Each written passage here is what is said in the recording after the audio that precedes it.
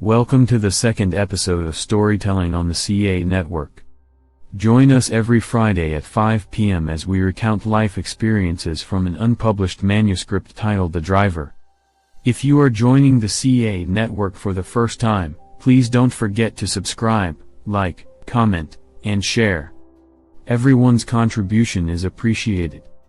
Our maiden edition ended with Nigerians being the most noticeable drivers on the West Cameroon Highway, which the Germans constructed, but the British left in dilapidation.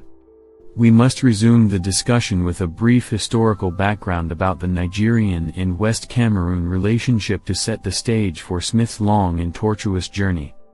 The presence of Nigerians on the roads of southern Cameroon as transporters wasn't surprising, even though it was becoming problematic to the East Cameroon government. After the Germans lost the First World War, Britain and France shared the vast German African territories amongst them, pushing southern Cameroon to be under the tutelage of the United Kingdom. The southern Cameroon territory under the British administration was home to many Nigerians and Ghanaians who worked and lived happily.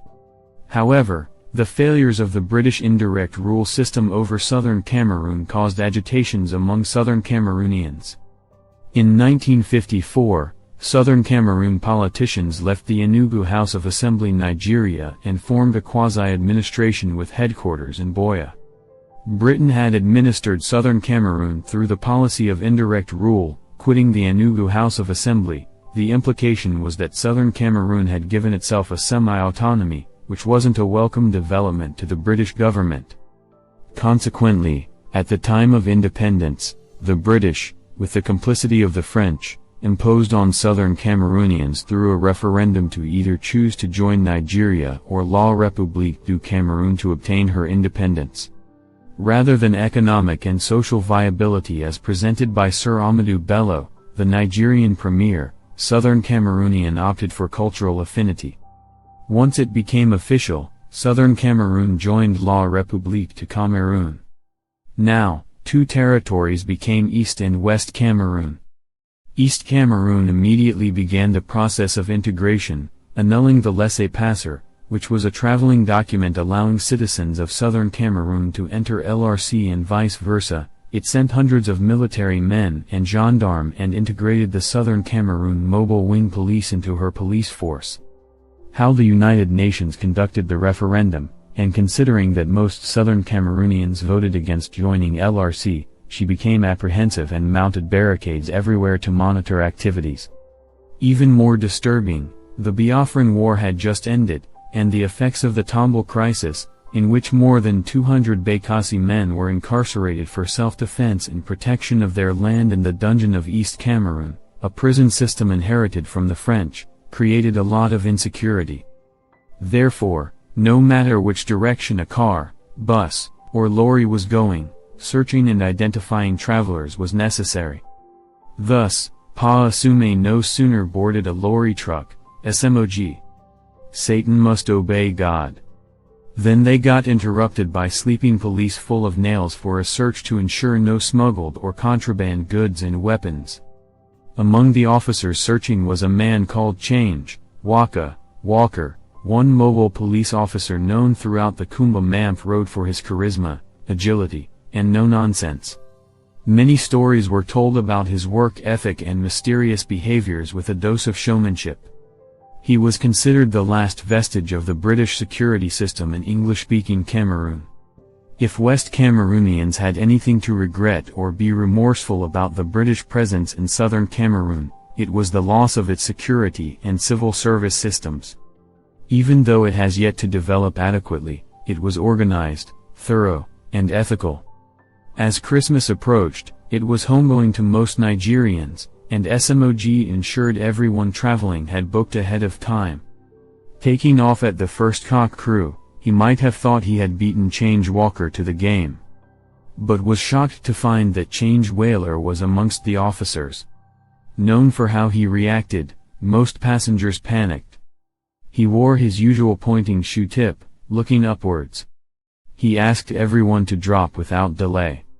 He waved his magical baton to identify any illegal and contraband goods.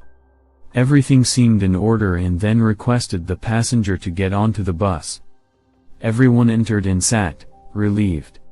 Change Walker waved his baton, and it indicated something unidentified.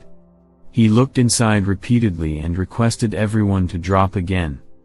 When the passengers dropped, he waved his baton. The vehicle had nothing illegal, and he asked them to return to the truck when they sat.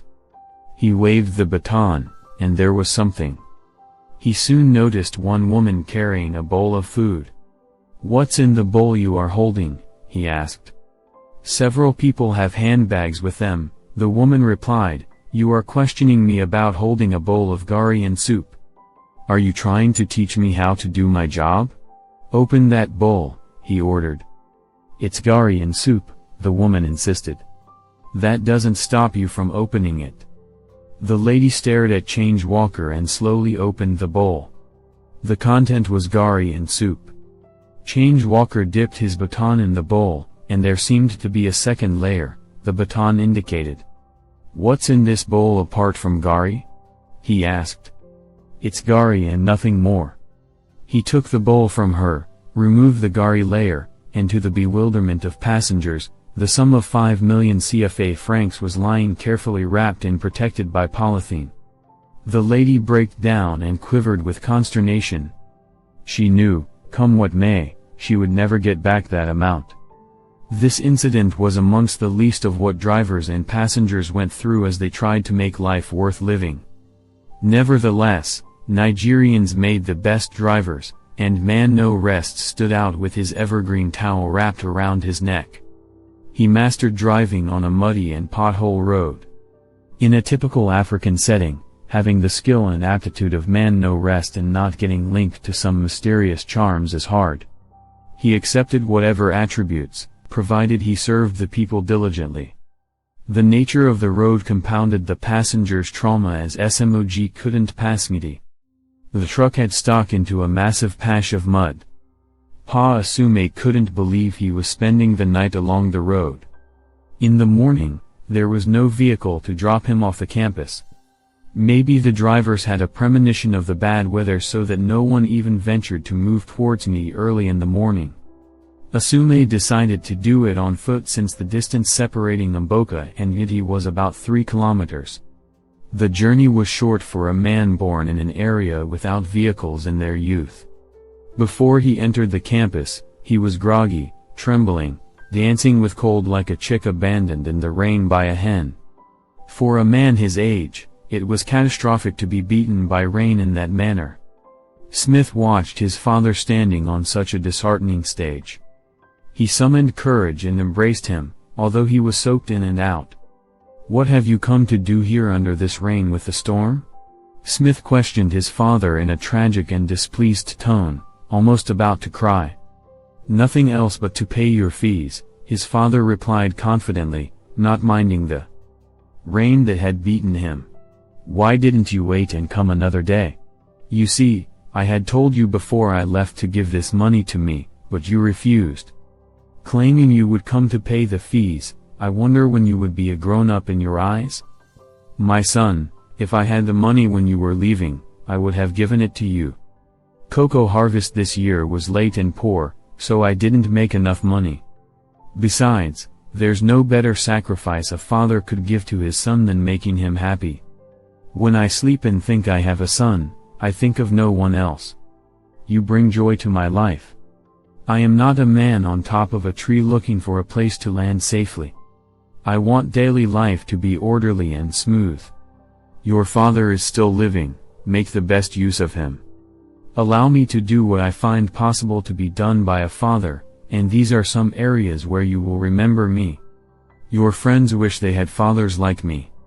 Why should a son go astray when the father is still alive? Enjoy and make the best use of your father now, I will soon die."